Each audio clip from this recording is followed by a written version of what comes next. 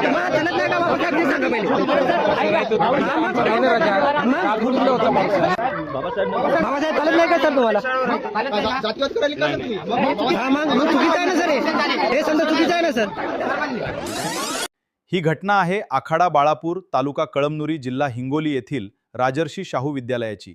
ध्वजारोहणाच्या वेळी बाबासाहेबांचा फोटो दिसला नाही. भीमसैनिकांनी शिक्षकांकडे याबाबत चौकशी केली तेव्हा शिक्षकांकडून उत्तर आलं, चुकून बाबासाहेबांचा फोटो राहिला.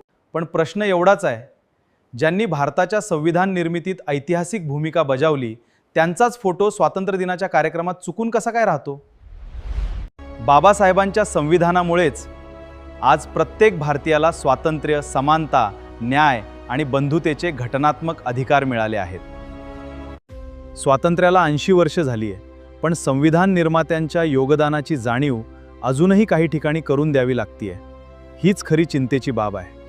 महापुरुषांचा सन्मान हा केवळ फोटो लावण्यापुरता नसतो, त्यांचे विचार आणि संविधानिक मूल्ये जणे ही आपली जबाबदारी आहे. जय भीम, जय संविधान, जय शिवराय.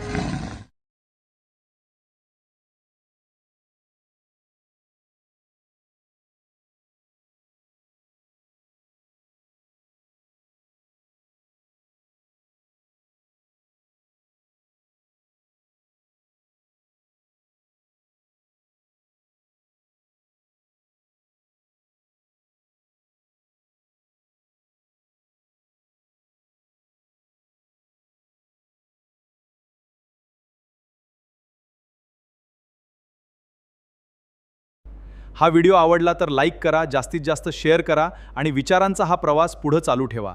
जय भीम, जय संविधान, जय शिवराय, नमो बुद्धाय.